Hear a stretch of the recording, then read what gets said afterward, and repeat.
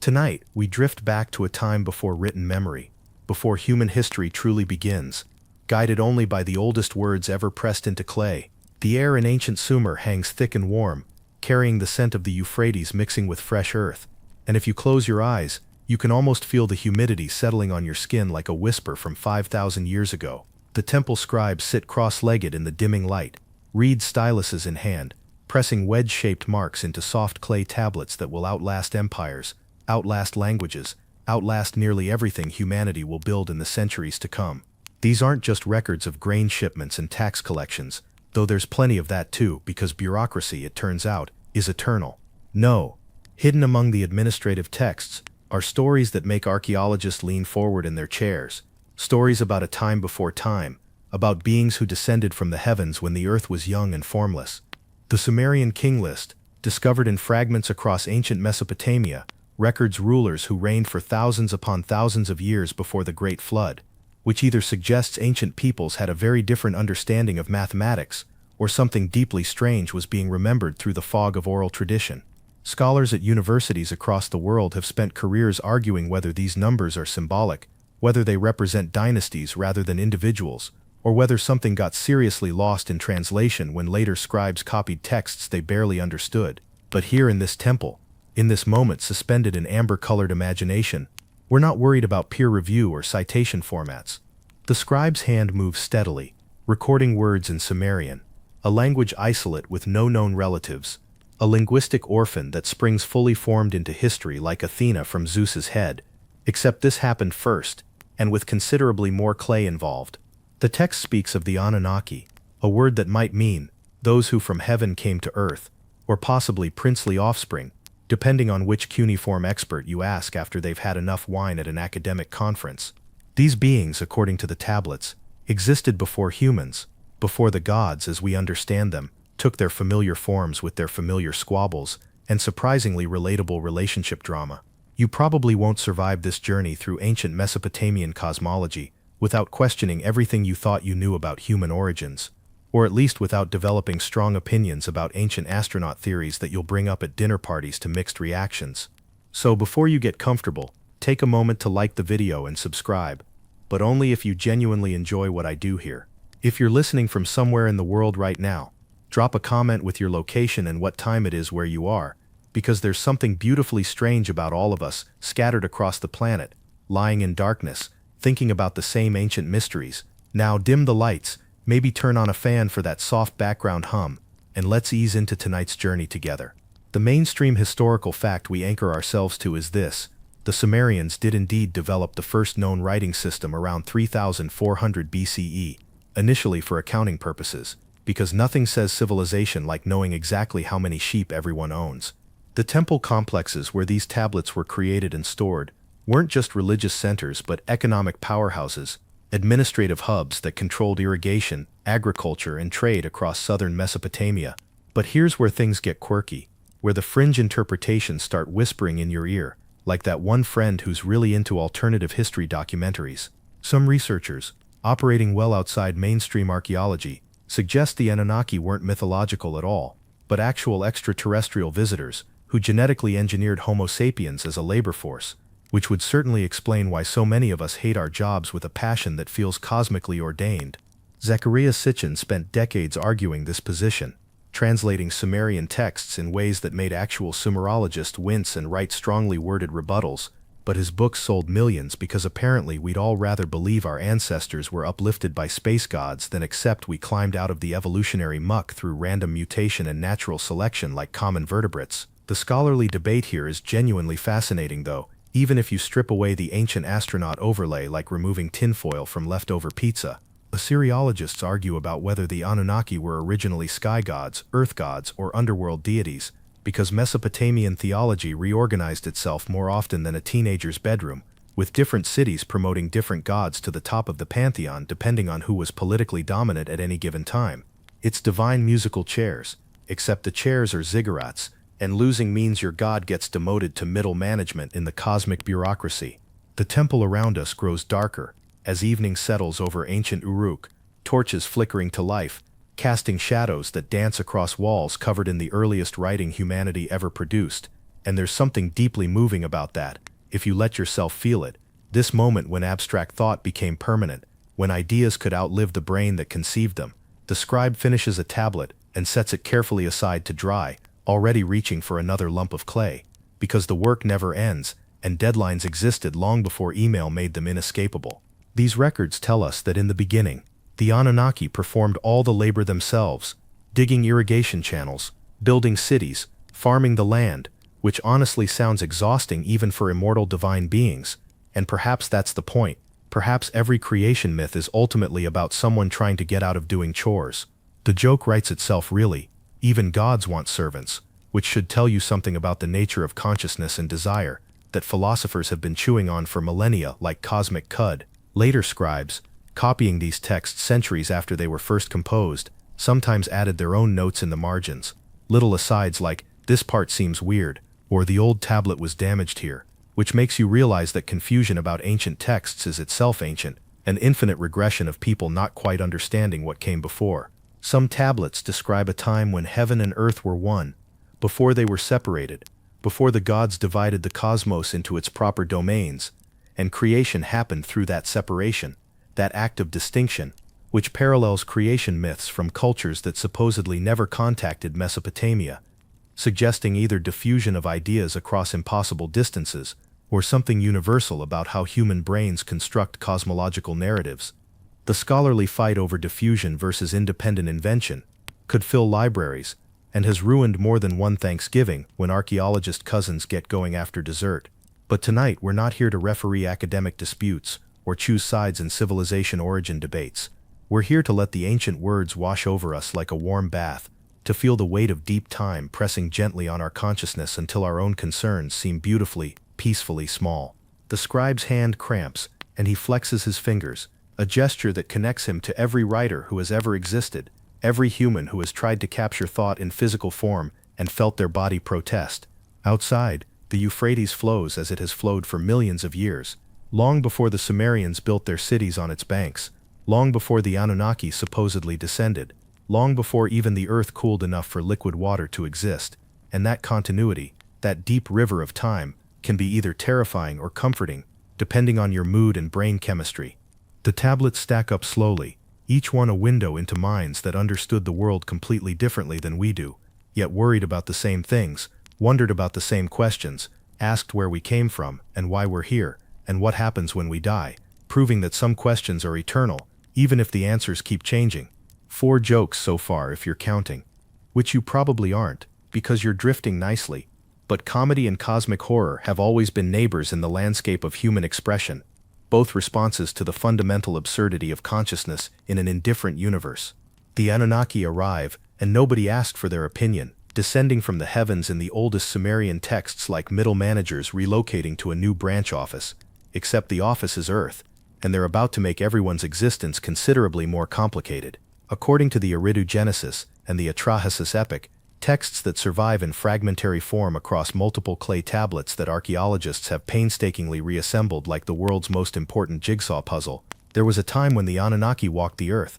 and performed all labor themselves, digging the Tigris and Euphrates rivers with their own divine hands, which must have seemed beneath their station because apparently even immortal beings have workplace grievances. The mainstream historical fact anchoring this section is that the Atrahasis epic, known from old Babylonian tablets dating to around 1800 BCE, but based on much older Sumerian sources, explicitly describes a labor strike among the divine beings, making it perhaps the first recorded labor dispute in human history, and proving that workers' rights issues predate labor unions by several millennia. The gods, exhausted from 40 years of digging irrigation canals, literally throw down their tools, burn their equipment, and march on the dwelling of Enlil, the chief god, demanding better working conditions, which honestly sounds like every workplace drama ever, except with cosmic stakes and the ability to flood civilizations when annoyed. The scholarly debate here centers on whether this myth reflects actual social tensions in early Sumerian society, with the divine labor dispute serving as a heavenly mirror for earthly class struggles between the ruling elite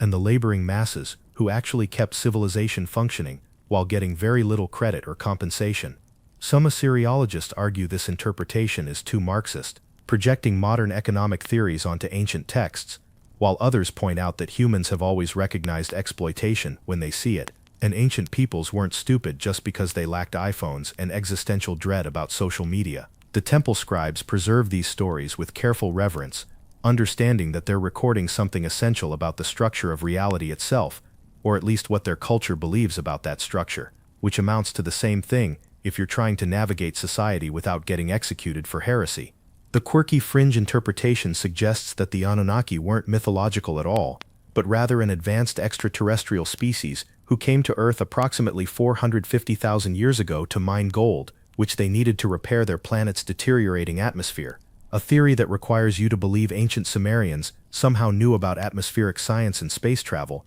while also forgetting to write down literally anything about planets beyond the visible ones, which seems like a significant oversight. Sitchin's translations, which actual linguists dispute so vigorously, you can feel the academic eye-rolling across decades, propose that the Sumerian word for primitive worker actually means genetically engineered being, which is a creative reading of cuneiform that requires ignoring how the same words are used in every other context where they clearly just mean servants or laborers. But let's inhabit this imaginative space for a moment. Not because it's true, but because there's something compelling about it, something that speaks to our deep desire to believe we're special, chosen, designed rather than accident, purpose rather than random, and that desire itself tells us something true about human psychology, even if the specific claim is nonsense. The night deepens around the temple, and you can hear the distant sounds of the city, animals settling, children being called inside, the timeless rhythm of domestic life that continues regardless of what gods or aliens or evolved apes think they're doing.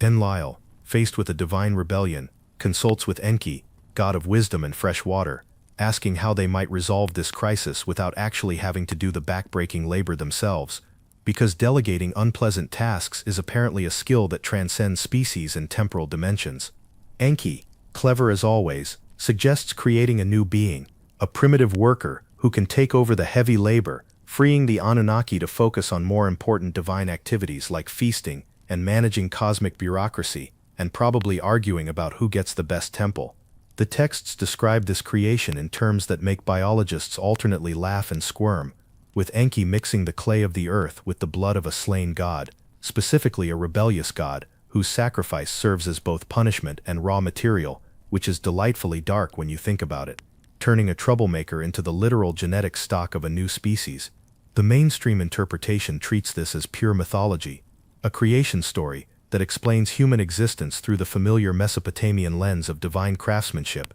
not unlike a potter forming vessels, except the vessels achieve consciousness and start asking uncomfortable questions about their purpose. Some scholars note parallels with the biblical creation story, where God forms Adam from dust, suggesting either cultural borrowing when Hebrew texts were composed during or after the Babylonian exile, or independent development of similar metaphors. And watching academics fight about which direction influence flowed is like watching people argue about chicken and egg, except everyone has PhDs and tenure. The joke here is that whether you're made by Yahweh from dust or by Enki from clay and divine blood, you still have to do laundry and pay taxes, which somewhat undermines the cosmic significance of different creation narratives. The fringe interpretation gets wild here, proposing that the mixing of clay with divine blood actually describes genetic engineering, with the clay representing the existing hominid DNA and the divine blood representing Anunnaki genetic material, creating a hybrid species through what Sitchin called deliberate manipulation of chromosomes, which is a fancy way of saying space aliens made us smart enough to build cities, but not smart enough to question why we're building cities. Modern geneticists who've been asked about this theory usually stare blankly for a moment, then explain very patiently that DNA doesn't work that way, evolution doesn't work that way, and chromosomes definitely don't mix like ingredients in divine bread dough. But facts have never stopped a good alternative history theory, and probably never will. The temple scribes, unaware they're writing something that will spark debates among future humans they can't even imagine, carefully record the number of birth goddesses involved in the creation process, the incantations used, the ritual procedures followed, treating it with the same bureaucratic precision they apply to grain inventories. Because proper procedure matters, whether you're distributing barley or creating sapient species. The Atrahasis epic specifies that 7 male and 7 female humans were created in the first batch, which has led to fascinating scholarly discussions about why that number, whether it has ritual significance, whether it reflects actual Sumerian social organization, or whether the scribe just liked symmetry and ran with it. The newly created humans are called Lulu, sometimes translated as primitive man or mixed being, and they're immediately put to work doing exactly what the Anunnaki gods were doing before, which raises obvious questions about the ethics of creating conscious beings, specifically to exploit their labor, questions that the texts themselves don't seem particularly troubled by, because ancient Mesopotamian ethics operated on different principles than modern human rights frameworks. You can almost hear the divine sigh of relief as the Anunnaki hand over the shovels and retire to their temples to receive worship and offerings, having successfully outsourced their responsibilities to beings who don't have the power to complain effectively, a pattern that will repeat throughout human history with different players, but the same basic script.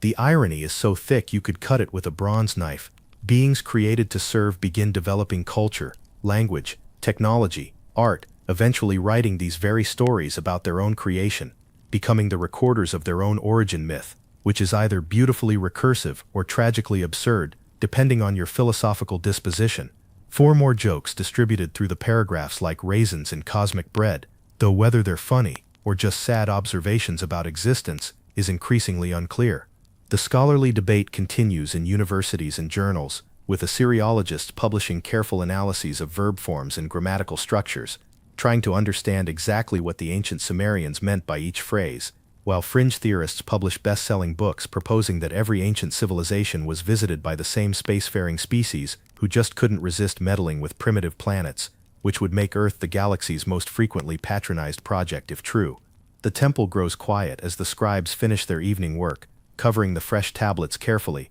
banking the fires, preparing to return to homes where families wait, where ordinary life continues in the shadow of these extraordinary stories, and that contrast between cosmic mythology and daily mundane existence is where most of human experience actually lives, not in the grand narratives, but in the small moments between them. The creation of worker beings unfolds across multiple tablets and traditions, and HR definitely wouldn't approve of the Anunnaki's hiring practices, which involve genetic manipulation, no interview process, and employment contracts that last for the entire existence of your species with no option for renegotiation. The mainstream historical fact supporting this section is that Sumerian texts genuinely do describe humans as created specifically to serve the gods, to provide them with food through offerings, and maintain their temples through labor, establishing a theological framework where humans exist as intermediaries between divine will and physical reality, essentially making all of civilization one giant support staff for beings who may or may not exist depending on your ontological commitments.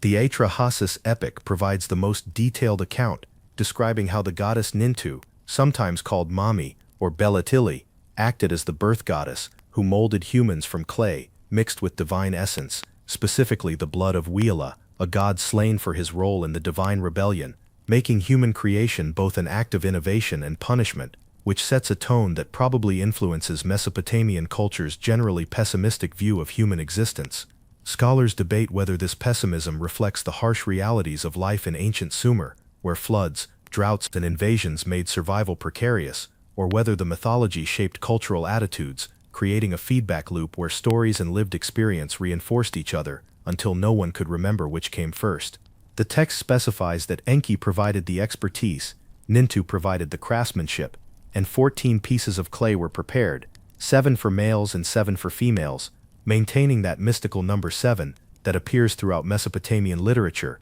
with the persistence of a motif that someone decided was important and everyone else just went along with. The quirky fringe interpretation takes these descriptions and runs absolutely wild with them, proposing that the clay was actually a metaphor for existing hominid genetics, the divine blood represents Anunnaki DNA, and the entire process describes advanced biotechnology that early humans simply didn't have vocabulary to express, except through metaphors of pottery and craftsmanship, which requires believing that ancient peoples were simultaneously smart enough to preserve technical information across thousands of years of oral tradition, but not smart enough to invent words like genetics or DNA, despite apparently understanding the concepts. Ancient astronaut theorists point to supposedly anomalous artifacts like the Baghdad battery, the Antikythera mechanism, and various out-of-place artifacts as evidence of advanced ancient technology, though archaeologists have prosaic explanations for most of these that don't require alien intervention, explanations that are admittedly less exciting, but have the advantage of fitting with everything else we know about ancient technological development.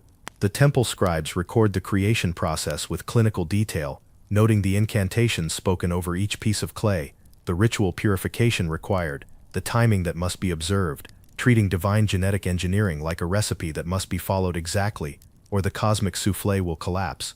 Nintu speaks an incantation that survives in fragmentary form. You have commanded me a task, I have completed it. You have slaughtered a god together with his intelligence, I have removed your heavy work, I have imposed your toil on man, which is perhaps the most honest description of labor relations ever carved into clay, just straight up admitting that humans were created to do jobs that gods found tedious. The first humans emerge from this process without language, culture, or understanding, essentially blank slates that must be taught everything, which poses interesting questions about what knowledge is innate versus learned, questions that philosophers still argue about while neuroscientists scan brains and try to find where exactly consciousness lives inside the meat computer of our skulls.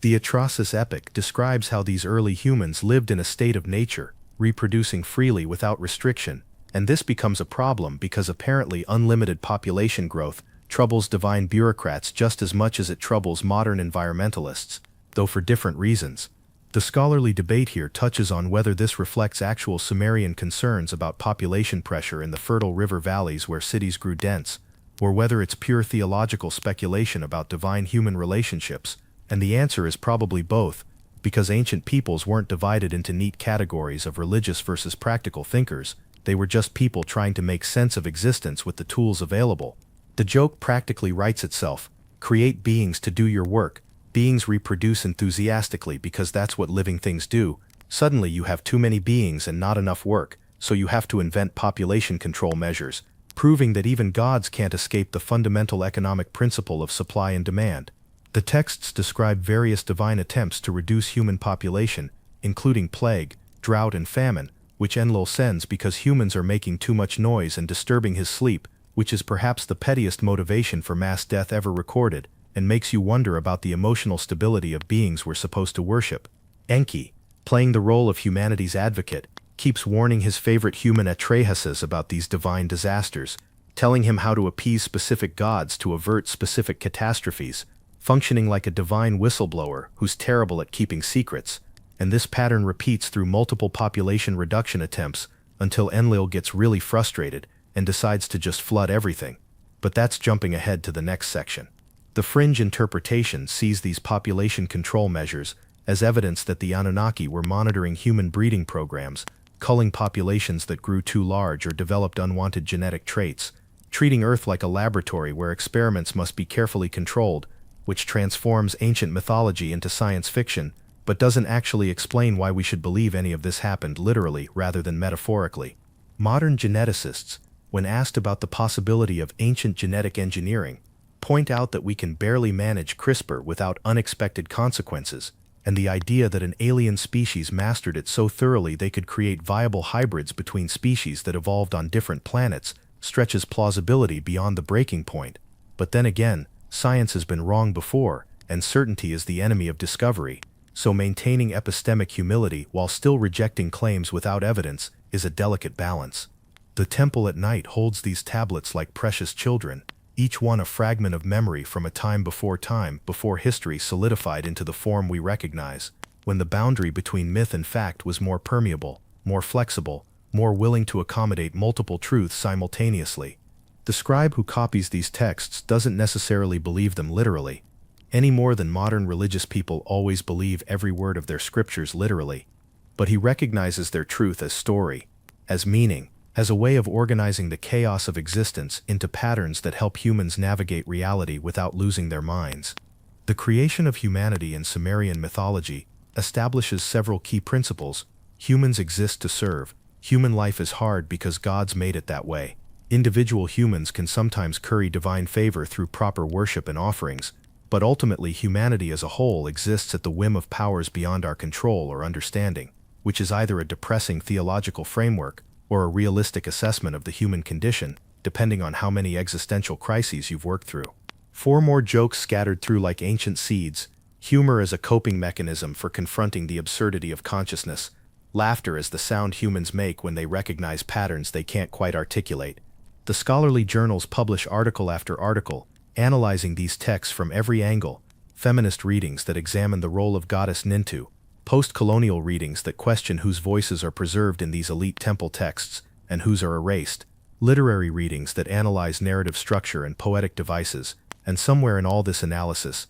the actual ancient Sumerians are probably laughing or crying or both at what we've made of their stories. The Great Flood's bureaucratic nightmare begins with a divine council meeting, where Enlil, thoroughly exhausted by the constant noise of human civilization echoing up to the heavens, proposes the ultimate solution to the population problem that's been bothering him for generations, which is essentially to turn off the cosmic faucet and let everything drown. The mainstream historical fact that anchors this section is that flood narratives appear across multiple Mesopotamian texts, including the Sumerian Eridu Genesis, the Akkadian Atrahasis epic, and most famously, the Epic of Gilgamesh, with the Gilgamesh flood account bearing such striking similarities to the biblical Noah's flood that scholars since the 19th century have recognized the Mesopotamian story as the older version, predating Hebrew scriptures by over 1,000 years, and suggesting that the Israelites either borrowed the narrative directly during the Babylonian exile, or both cultures drew from even older shared traditions. The tablet containing Utamishtim's flood narrative, discovered among the ruins of Ashurbanipal's library at Nineveh, caused a sensation when it was first translated in 1872 because it proved that the biblical flood wasn't unique, wasn't original, but part of a broader ancient Near Eastern tradition of cosmic reset narratives that dealt with divine regret over creation. The scholarly debate continues about what historical event, if any, might have inspired these flood myths,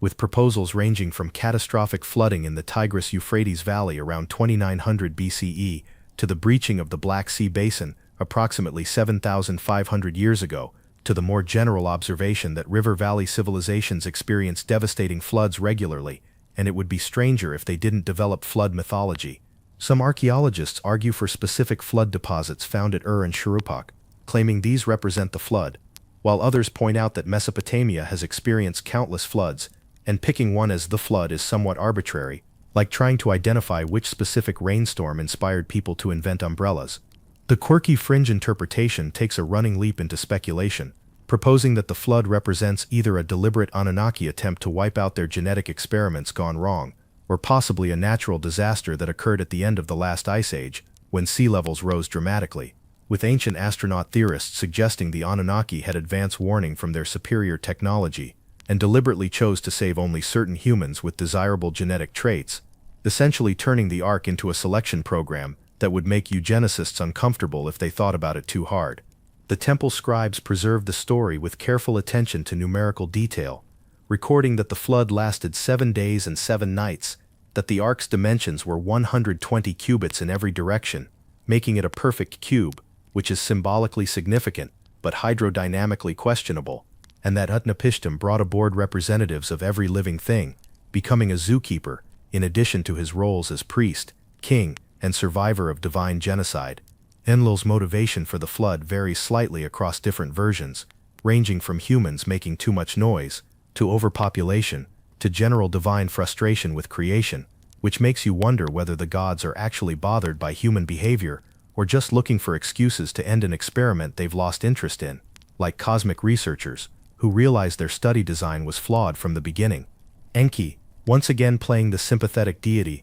who apparently can't keep a secret to save humanity, comes to Utnapishtim in a dream or speaks to him through a reed wall, depending on which version you're reading, and tells him to build a boat because destruction is coming, providing exact specifications that sound suspiciously like divine engineering instructions filtered through the vocabulary of Bronze Age shipbuilding. The text describes Utnapishtim's frantic construction effort, how he marshaled workers, gathered materials, waterproofed the hull with bitumen, loaded provisions, and convinced his extended family that yes, building a giant boat in the desert when rain barely happens is absolutely rational behavior. Trust me, a god told me to do it. The joke here is that Utnapishtim's neighbors must have thought he'd completely lost his mind, and the story doesn't really address the social dynamics of this situation, how his reputation probably suffered right up until the moment the rain started, and suddenly Mr. Crazy Boat Builder looks like a genius, a pattern that repeats whenever someone's seemingly irrational behavior is vindicated by unexpected events.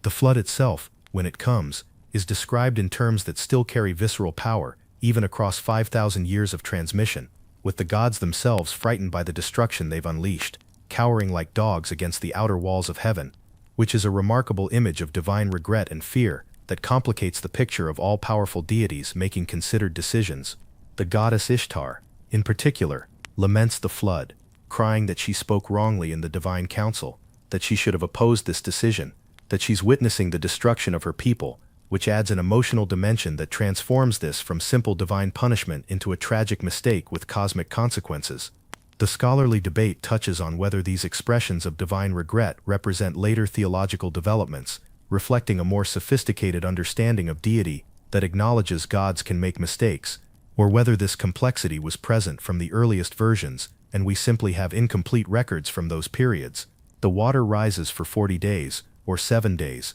or some combination depending on which text and which translation you're reading, and the ark floats on chaos, on the dissolution of the ordered world that gods and humans had built together over centuries of cooperation and conflict. When the waters finally recede, the ark comes to rest on a mountain, and Utnapishtim sends out birds to test whether dry land has appeared, a dove that returns finding nothing, a swallow that returns finding nothing, a raven that doesn't return suggesting it found somewhere to land, demonstrating that ancient peoples understood bird behavior and how to use animals as tools for gathering environmental information. The fringe interpretation suggests the ark was actually some kind of spacecraft or survival bunker. The flood represents a nuclear catastrophe or asteroid impact, and the birds were drones or surveillance technology, which requires translating every poetic detail into science fiction metaphors until the original story is buried under layers of modern presumption, like archaeological strata, except made entirely of speculation. Utnapishtim eventually emerges, offers sacrifice to the gods who smell the sweet savor and gather around like flies, which is either a beautiful image of divine-human reconciliation or a somewhat unflattering description of how quickly gods forget their anger when food is offered, suggesting the relationship is more transactional than genuinely loving. Enlil arrives, sees that humans survived, gets furious that his plan failed, demands to know which god leaked the information, and Enki basically shrugs and says if you're going to destroy humanity, at least do it with some nuance, send targeted disasters rather than wholesale annihilation, punish the guilty not the innocent, basically advocating for proportional response in divine justice, which is good advice, even if it's coming a bit late. The resolution involves Enlil granting Utnapishtim and his wife immortality, taking them to live at the edge of the world where waters meet, transforming them from humans into something else, perhaps minor gods themselves, which serves as both reward for obedience and removal of potential troublemakers from the human population. The scholarly analysis notes that this ending grants what Gilgamesh seeks in his later quest, the secret of eternal life, but frames it as something unrepeatable, a one-time divine gift that can't be replicated, essentially closing the door on human immortality while holding it up as a tantalizing possibility. The joke writes itself, the secret to eternal life is surviving a flood that kills everyone else, which isn't exactly helpful advice for the average person and represents fairly circular logic as survival strategies go. Modern flood geology enthusiasts sometimes point to these texts as evidence of a literal worldwide flood, while geologists patiently explain that the rock record shows no evidence of global inundation in human history,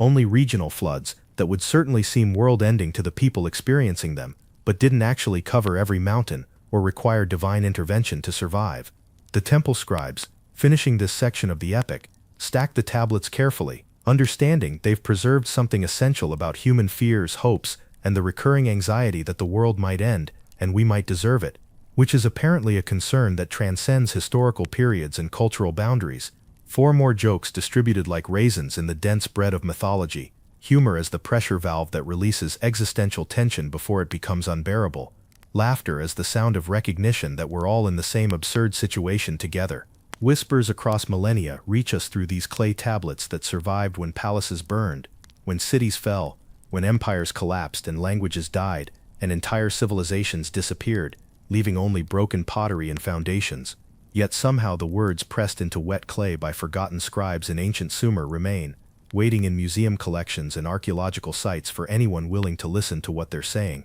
The story of the Anunnaki, whether you interpret it as mythology, garbled history, misunderstood technology, or literal truth, tells us something profound about how humans understand ourselves in relation to powers greater than ourselves, how we construct narratives to explain our existence, our purpose, our suffering, and our occasional moments of joy in a universe that doesn't seem particularly concerned with any of it. The mainstream scholarship continues refining our understanding of these texts, with new translations, new archaeological discoveries, new comparative studies with other ancient Near Eastern cultures, building a picture of Sumerian civilization that's richer and stranger than early archaeologists imagined when they first began excavating, tells and reading cuneiform. The fringe interpretations, despite their questionable methodology and selective use of evidence, tap into something real too, that persistent human intuition that we're special, that our existence means something, that we were created with intention rather than emerging through the blind mechanical churning of natural selection, acting on random mutations over millions of years.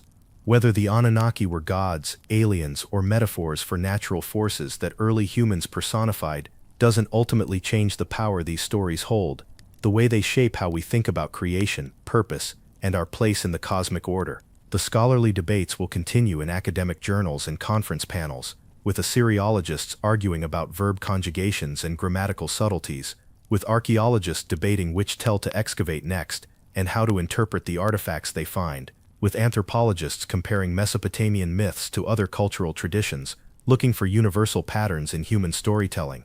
The fringe theorists will continue publishing books and making documentaries, proposing that every megalithic structure was built by or for aliens, that ancient peoples possessed technology we're only now rediscovering, that the truth is hidden by academic gatekeepers who can't handle having their paradigms challenged. And some of these books will be bestsellers, while most scholarly monographs gather dust because popular appeal and academic rigor don't always align. Tonight, lying in darkness, listening to these stories, you're connected to the scribes who first recorded them, to the priests who recited them in temples, to the scholars who excavated and translated them, to every human who has ever wondered where we came from, and why we're here, and whether our existence has meaning beyond the biological imperative to survive and reproduce. The clay tablets whisper that we were made to serve, that gods or aliens or evolutionary pressures shaped us for purposes we don't fully understand, that floods come and wipe away civilizations, that sometimes individuals find favor and survive while multitudes perish, that life is hard and often unfair, but occasionally beautiful, that consciousness is both gift and curse, that meaning is something we create or discover or imagine depending on your philosophical framework. The Sumerian scribes probably didn't imagine their accounting records and mythological texts would survive 5,000 years to be read by people in a technological civilization they couldn't possibly envision. People who travel in metal birds and communicate instantly across vast distances and split atoms and map genomes and still can't answer the fundamental questions that troubled ancient peoples, which suggests those questions might not have answers, or the answers might be different for each person asking. Sweet dreams await you now. Dreams perhaps populated by ancient cities and divine beings, by floods and arcs, by clay tablets and reed styluses, by the dusty ruins of Uruk and Ur and Eridu, where archaeology meets imagination, and the past becomes briefly present. If you enjoyed this journey through Sumerian cosmology in deep time, consider subscribing if you haven't already.